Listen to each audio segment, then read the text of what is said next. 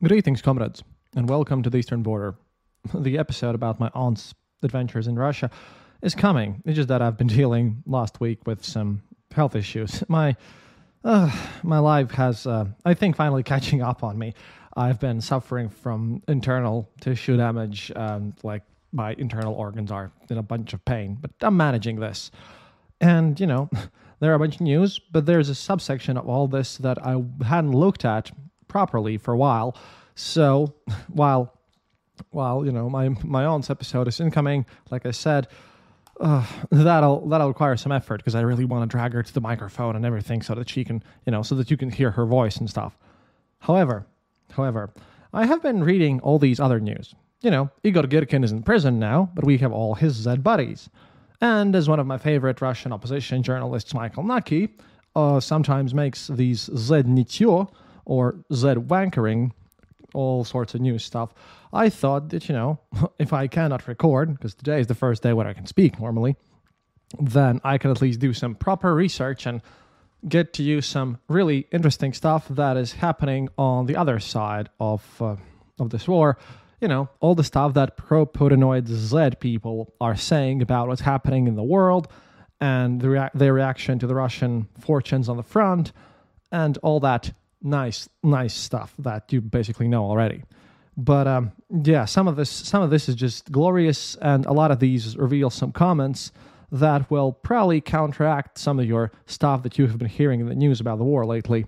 But this should somewhat cheer you up so that you have some counter arguments to use if someone is saying that that Russia is about to win this stuff and all that other nonsense.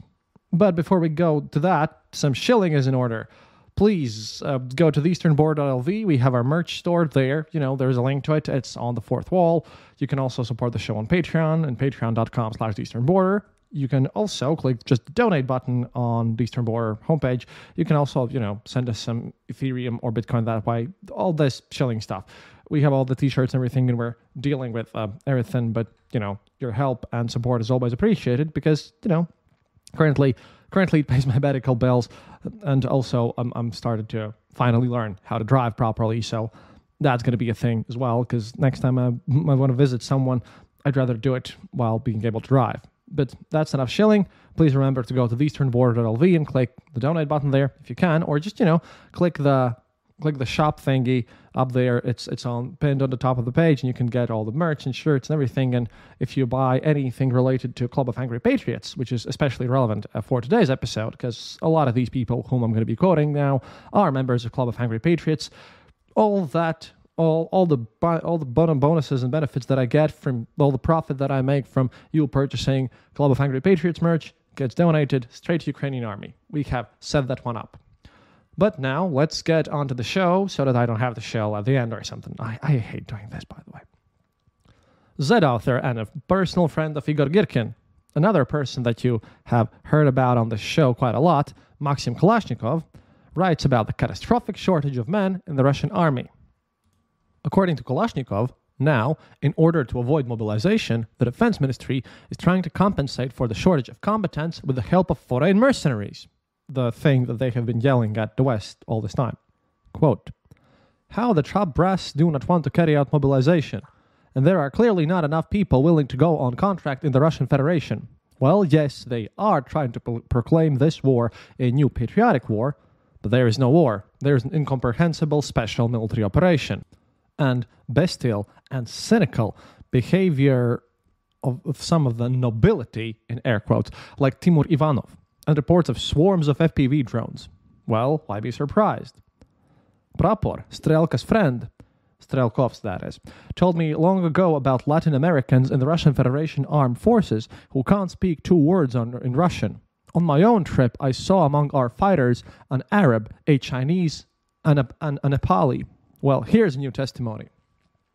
How many times have we said that the Russian Federation cannot win in positioning and bloody frontal assaults? That there is no alternative to suppressing the enemy's rear with a drone, missile, aircraft offensive? Well, my conscience is clear. So General Shamanov compared our army to a poorly supplied guerrilla unit, when you literally have to buy everything at your own expense. And Murs, who so tragically passed away, he totally heroed himself like a proper samurai as he viewed that. we were very happy about this, by the way. That's just a comment from me. Now it's coming out in a big way. The longer the war lasts, the more all the plagues and vices of the system stick out. Just like in Ukraine. Bureaucratic sluggishness and marasmatic idiotism, greed and corruption, monstrous sluggishness of greedy bureaucracy feasts during the plague. I foresee the inevitable consequences. End quote. So he's quite pessimistic here, and he's been very sad and kind of defeatist lately. Then we have to turn to, well, someone that me and Alex from History Impossible love very much. Alexander Galeevich Dugin strongly endorses sanctions against the Moscow currency exchange. So, for one, he's on the good side of history, I presume, because he's ecstatic about all these new sanctions where ruble cannot no longer be exchanged for dollars in the official exchanges and in the currency exchange. Quote, to speculate with the world reserve currency issued by the enemy in conditions of war with the West is a crime in itself. Speculation in general is a crime, and this kind of speculation is especially criminal. The stock exchange is a tool of global capitalization. The system we are fighting, it would be better if the stock exchange were closed and not opened at all. The ruble is a traditional value, while the dollar and the euro are anti-traditional. And, here I have to agree to Mr. Dugin, because if the stock exchange would be permanently closed in Russia, I think that we all here in the rest of the world would just be massive winners. Also, all these Z channels, they're anxiously awaiting the Ukrainian Air Force strike on Crimea, the Crimean Bridge, and the Dnipro grouping. Osvedomitelь, or the kind of overlook of the war, writes, in Crimea, attacks on air defense position areas continue. On the night of June 9th to 10th, command posts, radars, launchers, and TZMs of several S-400s and S-300 units were destroyed at once. Today, the enemy also announced the destruction of several radars. And right now, there are several NATO reconnaissance planes in the sky over the Black Sea, which are directly related to the systematic destruction of the air defense of Crimea. Meanwhile, Roman Sapkonov, another one of these war bloggers, posts, judging by the numerous attacks on our air defenses in the south, we are on the verge of a massive NATO air raid. Most likely the F-16s and other aviation for Ukraine have already been prepared and are off to a low start. All these statements about the imminent transfer are the usual fog of war. Most likely, there will be a raid of more than a dozen airplanes, each of which will carry a solid bomb load. The target could be the Crimea grouping and the Dnieper grouping. This is an American classic of American air warfare, albeit by the hands of a Ukrainian avatar. Well, then we have more stuff by the world-famous Rybar, which are quite serious. At least they get invited to Putin's meetings, so this is quite serious about how they perceive all the situation. About the time of today's attack, an American RQ-4B drone was operating in the western part of the Black Sea, and after the strikes, it moved to the eastern part of the water area, closer to the Crimean Bridge, where it was on duty until the morning. This fact, together with the active work of satellites, as well as successive strikes on air defense positions, first in the northwestern part, then in the southern part, allow us to conclude that the next target could be the east of the peninsula. This is also indicated by the appearance of the French E-3F long-range radar detection and the French Navy's Atlantique II anti-submarine aircraft south of Feodosia for the first time in a month and a half. At the same time, an RC-135V of the British Air Force was flying in the west of the sea. A bit much for one day, isn't it? And it has been noted many times, the main goal of the West is to destroy the Crimean Bridge, and for this purpose it is necessary to reduce the combat potential of the Black Sea Fleet and air defense in Crimea. What do we have in the end? Black Sea Fleet ships are unfortunately unable to cope with a BEC threat.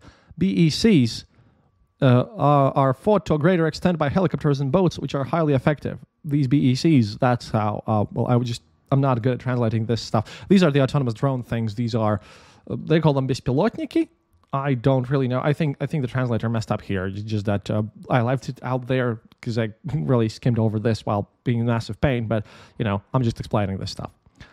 The AFU, the Armed Forces of Ukraine, periodically succeed in breaching the booms, which raises the question of the need to revising the measures and methods of the defense of bays, ports, and the bridge. The examples of the Black Sea and Междиводnoye, basically the strait between Black Sea and Azov Sea, will not let you lie.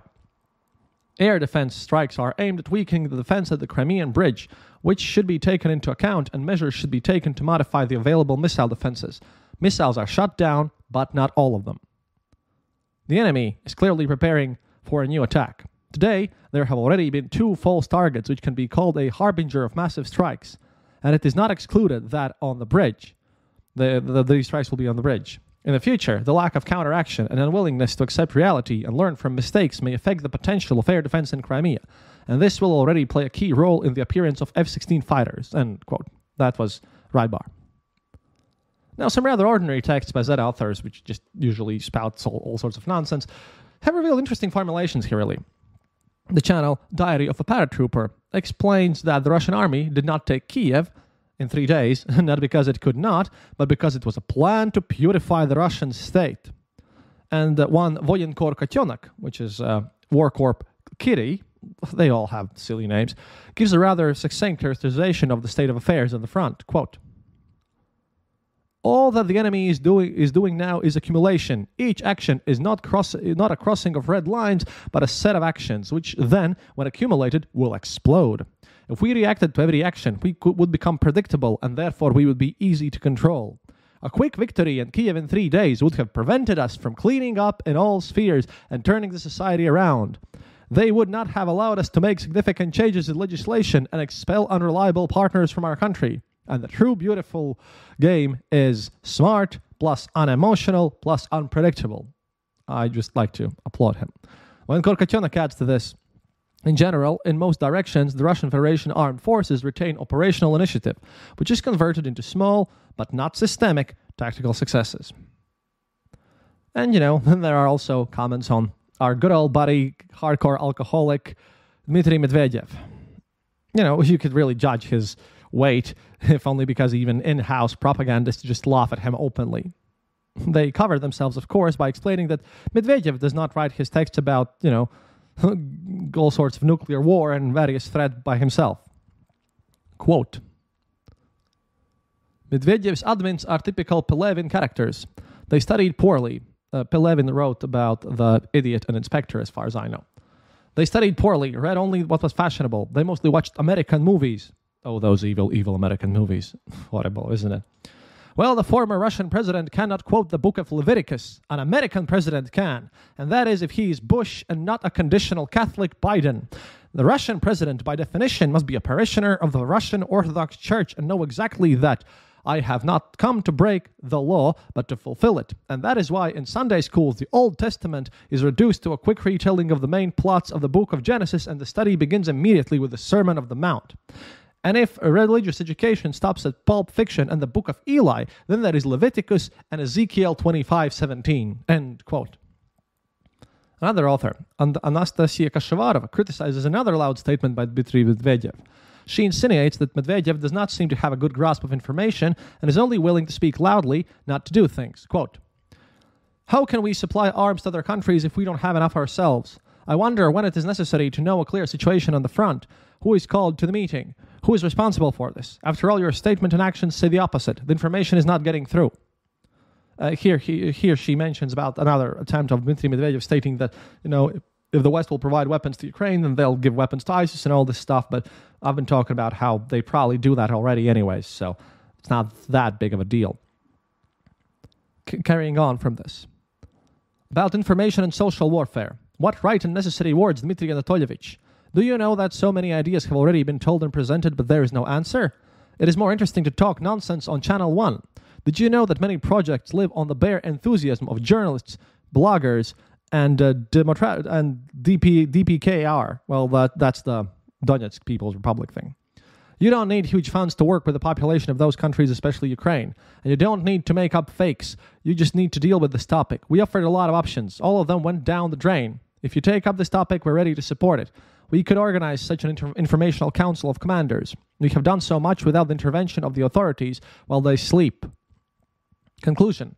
Dmitry Anatolyevich, if these are not just words, but there is something behind them, let's unravel them socially and intentionally. There are proposals, there is understanding. What is missing is government support and a unified goal. If you unite disparate initiative, then guys will win faster. Pro tip, Russia will not win this war, but, it's just a comment from me, who is, unsurprisingly an expert in these matters, but, just saying. And while Ukrainians are organizing rallies and terrorist attacks, we can't be tolerant, because obviously they blame the Crocus terrorist attack on Ukraine, because they are all, idiots. 3 rather large Z channels, Ria Katyusha, Voenkor Котенок, and Ruski Demiurg, or Russian Demiurg, published the text of a very small channel, Сегодня.ru, or Today.ru, under the headline, Putin is being cheated, mortgage that doesn't exist. This time, the great geostrategist in charge has been deceived by fellow bureaucrats who brazenly lie to the commander-in-chief about the state of affairs with favorable mortgages in the new territories. And it's absolutely incomprehensible to anyone whatsoever how this corruption might have happened. Quote, now, as of June 2024, that is, half of the year of the family in Russia has already passed. In Donetsk, there are not even federal certificates. And certainly no one will answer your practical questions such as, where can I go to get help with housing? We were confidently told there is definitely no such thing in the Donetsk People's Republic. Unfortunately, we do not have a maneuvering fund. President Putin and Prime Minister Mishustin love to report on the success of construction in the new territories. Sometimes the topic of mortgages even comes up. From the outside, until the first personal call to the bank PSB, which deals with the issue, it may seem that in any of the new subjects, LNR, DNR, Zaporozhye, and Kherson, how they call the annexed territories, this problem has been solved long ago and successfully. It always remains behind the brackets that the real mortgages exists only in Mariupol, and only for one type of housing, new housing built by approved developers. There are no such developers in other cities or municipal districts, as there is no mortgage on secondary housing stock, whether apartments or houses. Doesn't matter which, no mortgages. The feeling of deadlock is reinforced by the blatant unwillingness of the local authorities, the leadership of the DNR, to fight speculation in the real estate market. Oh, this devious speculation on the real estate market. Wow. If a mortgage were to suddenly appear in Donetsk, it would solve nothing, since the maximum amount that the bank can provide is 6 million rubles, which is about $600,000, I think. And houses within normal square footage that a large family could fit in start at best from 8 million rubles. Recently, we have seen one such house for 12 million rubles, and this is far from the limit. What is important is that the real estate prices skyrocketed immediately after the start of the special military operation and the emergence of military payments. The question arises, are the guys who fight and die doing so that their families can then buy an overpriced apartment as a memento? Well, that is if the Putin's government actually pays them anything, which I highly doubt, but, just me. Prices in Donetsk People's Republic are a painful issue in general, which they report a lot about regulating but do nothing. However, overpaying for a stick of sausage is a problem of one scale, but actually not being able to buy a home for your family because you'll never have 10 million is quite another, especially in a region from which so many people have left, which, despite the great efforts of Moscow and many of its sponsor regions, still looks like a punching bag. Now, when people try to return, they find housing prices quite comparable to the Moscow suburbs, where everything is calm, beautiful, civilized, and livable. And in Donetsk, there are still airplanes coming in, airstrikes, water problems, and lights out, and the prices are the same. Why is that? Well, because you don't comprehend how capitalism works, but that's okay by my standards. As a patriotic person who understands how media works, no you don't, I am frankly sorry, no you are not, that no one wants to draw conclusions and eliminate the mistakes made. After all, everything about the year of the family for the first months of 2024 was said on TV by Vladimir Putin. Now, being in the middle of the year, we can state, the heights are still there, no one has organized anything except for contests of children's drawings. But the papers, with much systematic work, they notice that they have done everything, and surely all this has been sent to the president in reports. And that's too bad, because who was deceived? On the one hand, Putin was deceived. On the other hand, one of the most vulnerable and immobile categories of the population. Aren't you ashamed, fellow bureaucrats? The answer here would again be no, because the bureaucrats are just laughing about the misery of your average common Russian person. Now, then there were, of course, Vladimir Putin's peace proposals, so-called peace proposals, which are ultimatums, which he threw into the face and which should not be accepted by any means, especially since, he's been saying how sanctions are good for Russia. Thanks, Makesnert, about this one. And now he's screaming about how sanctions must be removed for peace. And His proposals basically would guarantee much more civilian deaths, and, well, it would pretty much ensure that, yes, if these are accepted, then of course Putin would attack yet again.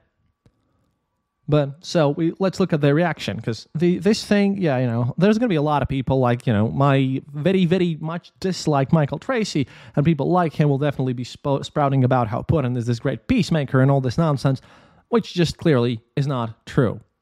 So here are the comments, because, in general, most of the authors directly write that these proposals are obviously unfeasible, which means that the war will continue. But there are other options. Adequate Z, as though there were such a thing, writes, quote, "The addressee of this proposal, I think, is not the Ukrainian regime or even its masters, the Americans." Thank you, America, I suppose. "It is quite obvious that neither of them will accept it. The addressee here is the widest public in the neighboring territory, in the West, around the world. The population, expert circles, political opposition, wherever it exists. This is the widest addressee that is now being given a master class in demonstrating which side will bear the full responsibility for the continuation of the war and its consequences. Just like I said, they'll try to use it to show that Putin is some peacemaker, although Putin just obviously blasted off some sort of weird proposal that no sane person would accept because, well, Putin just constantly lies and does nothing. He cannot be trusted in any means. So this is going to happen." Then we have Ros Vardiyan, quote, "Putin's ultimatum is not to Ukraine, but to the West. Why is it a bit harsh in places? Because previously there were not ultimatums, but negotiations in which we were deceived." Yeah, poor Putin getting deceived all the time. "The request to release the Kherson and Zaporizhia regions is a payment for deception." And carrying on from Win-Win, there's a channel. "At this stage, I am against any negotiations. Now we need to modernize our armament, our capacities, and still bring to mind those points because of which we suffer unjustifiably high losses. Then it will be possible to negotiate after defeat of the Ukrainians and for their masters to see that it's not worth fighting us." What glorious propaganda here. Alex Parker returns, writes, "We have been tricked, once again deceived, said Pupa," that's how he calls Putin, "about the Minsk agreements. Zelensky has lost his legitimacy. Well, and at the end of the speech, everything came down to the traditional shouting of negotiations." Gasparian, a very kind of Armenian-sounding channel, writes, These cheap hydrocephals, these are the waterhead, those are the people with water in their brains, which is a severe disability. So I do not condone using disabilities to, offend people, but this is what he says. So just quoting here, "Are true to themselves. Advisor to the head of the overdue president's office, Podolyak, said that Putin's new initiative on conflict resolution allegedly does not contain a real peace proposal." Because, Putin himself does not consider this a real peace proposal. Alexei Sukhonin writes, "The supreme leader beautifully burned off. Such statements, knowing that they are impossible for the enemy to accept, are made for one purpose, so that later it can be said, 'We warned you, but you refused, and therefore it's your own fault.' Or, as it is from the early ones, 'Like it or dislike it, bear with it, my beauty.' Obviously something is about to happen." Well, you shouldn't be taking them seriously. Neither anyone should even be considering accepting these things. Evil Journalist writes, there's a channel called Zloy Journalist, or Evil Journalist, so a bit weird, because he's definitely not an actual journalist, but I consider him truly evil. "When making such proposals, I think the Kremlin understands perfectly well that this will not be perceived as a victory in the Russian Federation, but I think they also understand that no one in the West will accept such a proposal, and all it is a diplomatic stunt at the time of the G7 meeting and soon-to-be Tea Party in Switzerland, where countries will push each other's bullshit around the 1991 borders." Here we have another magnificent comment by Alexander Dugin, which is just amazing, because he, of course, is full czarist idiot. "The beautiful thing about Putin's proposed plan is that it is not feasible. Putin is acting like a truly sovereign politician. He has only God above him. Behind him is a great power and a God-bearing nation." I would like to see the nation, though, but, it is what it is. Zapiski Veterana, or Notes of the Veteran, writes, "I hope everyone has realized that this ultimatum is not feasible, and that means that everything is just beginning, although it's probably ending, but, it is what it is." And then someone called Viktor Alksnis, Black Colonel. And yeah, Viktor Alksnis is a Latvian name. It's because this guy is a hardcore Soviet person who, back when I was born in 1989, moved back to Latvia because he was born in Siberia, in the exile villages where locals who were exiled there from Latvia to basically starve and die, well, somehow managed to survive, and he's the descendant of them, and the only thing he has from Latvianness is his name, and he was sent here by the Communist Party in late 80s to cause chaos. Then he was prosecuted, then he escaped to Russia, and he's been hating us ever since. But he's like one of those very active Z guys. Quote, the statement of the President of the Russian Federation on the terms of ceasefire in Ukraine means recognition of the tragic fact that the main goals of the special military operation declared by Vladimir Putin in his address to the nation on February 24th, 2022, namely denazification and demilitarization of all Ukraine, this is in all caps here, have not been achieved and cannot be achieved. I.e., the special military operation has ended, to put it mildly, in failure. And to expect that in the conditions of this defeat, the West will make any concessions to Russia looks very naive. This defeat will cost us all very dearly, which I agree with, because you should be paying dearly for all this. But, again, just me and being snarky, because I wrote all this down and now I have to record this, and I'm also in massive amounts of pain, but that's to be expected right now by this point, I think. And Russia's defeats in the Crimean and Russo-Japanese wars will seem like innocent children's pranks. This is how he summarizes this. And while other Z channels write about the impracticability of Putin's ultimatum with joy, Z author Anastasia Kashevarova, one of the really big ones and important ones, points out another important point. Continuing the war would be a disaster for the Russian army and the Russian economy. And I will, of course, quote her here, but I would like you to understand how different she is from everyone else who I quoted previously, which is why I gave you all these quotes. And I also would like you to think that she's trying to weasel her way out by some sort of pretending to be a peacemaker, but normally on her other posts, which, by the way, I quoted earlier here, I think there was one or two things written by her. She's just as Nazi and evil as everyone else. Don't be fooled by this. It's just that compare and contrast and learn, but please don't fall for this. Alexandra Kashevarova is definitely not a peaceful person. She has been called for extermination of all Ukrainians for a while now, and this is just her latest weird things.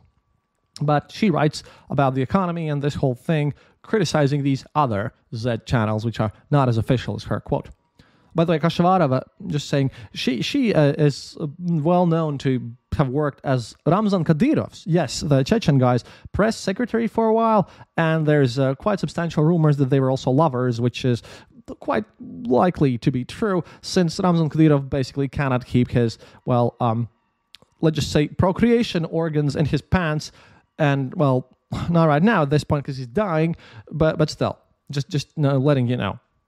Quote, those who shout that they reacted to the president's peace proposal hitting Shebeninko, calling it an ultimatum, and that saying that we have to conquer everything, they are all stupid. They shout that the peace proposal is weakness. I'll put it this way, weakness is in your liquefied brains. So great conquerors, to take Sumy, Kharkiv, Chernigov regions, we need full mobilization. The economy will suffer a lot. But why count human lives, right? We would rather shout and shake our fists, no different from those eggless complainants about broken red lines.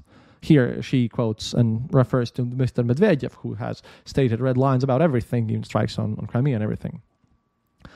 And what with those who want a long, ugly war? Those who want it the most are those who profit from it, who were nothing but suddenly became respected and honored. Suddenly someone is interested in his opinion. Suddenly he's not uselessly squeezing the couch with his ass, but brings the light of thought to people. He's invited to places and so on and so on. Here she speaks about Girkin and Von Korkotyonak and all these other people that I quoted previously, because like I said, she actually used to work for government organizations and is, well, quite a big personality. Carrying on now. There are those who could not stand on the sidelines but want to end the war and preserve Russia. And then there are those who suddenly felt their necessity, and from this they became so proud that they know exactly where to put troops and how much is needed to take the Baltics. Again, every time I cringe a little bit, these assholes mention the Baltics. Don't these people remind you of those who took Kiev in 3 days, in air quotes, and those generals who planned a series of offensives and then abandoned their armies at Balakleya, Izium, Liman? And to all those who would take Kharkiv, Sumy, and Chernigov, I advise you to clarify how many people die when taking a village with 3 houses. And is it worth bragging then when it is not you who are going to die? Do you take care of Robotino? That's another very hard assault place. How many times it has been ours? And is it ours? And gentlemen, liars in the payroll, how many times have you lied to the head of the state that Robotino is, in fact, all ours? It's still bad, why not? It is a disgrace to play and fight with other people's lives. And the most shameful is that some journalists, volunteers, officials, deputies, public figures do it. Most of them do it, by the way. No, literally all of them. And those who are often behind the tape. End quote. But yeah, this is her being a bit of a peacenik here. But yeah, that's probably not really going to work out here. But to end this whole wrap-up of all these Z people reacting, and I hope I've given you some food for thought, which then you can use, because these are all very much pro-war, very much pro-Putin people. At least pro-war, definitely. Some of them criticize Putin, which are then, soon probably going to go to jail, because you don't get to criticize Putin in Russia, after all.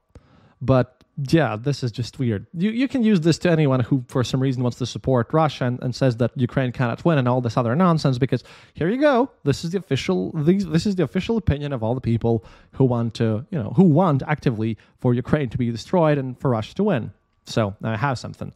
But as a special dessert for you, because this episode took a lot of time to make, so just wanted to leave you something special and nice on this weekend. So just wanted to say that I want to talk about booze. Yes, booze. See, channel callsign Ossetin once again writes about one of the main problems on the front, which is, well, booze. Quote, again, I want to highlight the problem of booze on the Kherson direction. It is becoming more and more evil. This process cannot stop hardcore alcohol enthusiasts. They are raising the roof on everything. All this moonshine and the booze is very strong, and it's located in both civilian and law enforcement agencies. You can throw stones at me and say that it is impossible not to drink at the front, but it is not so. Yeah. I mean, being totally wasted on the front lines with guns, that's a wise choice, I presume. Absolutely. But I just have to carry on because this is excellent. At the moment, a very large percentage of those who died on the front are drunk. Almost everyone drinks. I understand you're tired, guys, but think about your men. How many times has booze killed so many people? Sloppiness, indiscretion, everything appears double when you are drunk, which in turn leads to death. Okay, still to your own death, but because of one fucking bruise, half of the company dies, then it's already offensive. When this drug starts shooting at your own, doubly offensive. And then he puts in brackets, I realize that not everyone who's totally drunk shoots at their people. But still, I like how he likes to specify. If you cannot drink, you can sit in a closed room, lock yourself with 40 lux, and get so drunk that you cannot even get out. Yeah, I can't say it any other way because this is out of the line. When a man goes to storm the Krinky Islands drunk, his unit is doomed to die. I think we should start sending vodka more to Russians because they might run out of it one day. Practically no one can stop at 100 grams. You can tell me that I'm wrong, but there are already many cases when many people died due to the fault of booze. In Kherson region, there are no restrictions on booze. The soldiers buy hundreds of liters. 100 liters is about 25 gallons. So they're buying gallons by the dozens for my metrically impaired listeners here. Sorry about that. Just, this is the funny part. Hundreds of liters from fucking bar girls who push these hundreds of liters of vodka and other heavy drinks on our soldiers every day. In Kherson region, we should at least reduce the amount of imported alcohol. If we want to lose dozens or even hundreds of people every day fighting against the Dnieper, then for God's sake, get drunk like I don't know who. Well, to which I agree. Please support alcoholism in the Russian army. It is the best thing ever. But if we want to win this war and lose less people by stupidity, then be kind. Watch how much booze you drink. I wouldn't be surprised if soon bargainers will swim to the islands where the battles are being fought and sell booze. These evil speculators. Don't die foolishly, comrades. I realize that booze will not become less used, because obviously it's the Russian army. But I hope, for common sense, comrades at least learn something. Booze at the front is evil and death. First of all, not for you, but for your comrades in arms, end quote. And here I like to give a little bit of applause here for our glorious anti-alcohol warrior, whose work is going to go in absolute vain because no one is ever gonna follow this through. But yeah, this will end today's episode, and I hope that the next one's going to be way sooner, but I wanted to give you something special for the weekend, so I hope that you all will enjoy it. До свидания, товарищи. And remember, happiness is mandatory.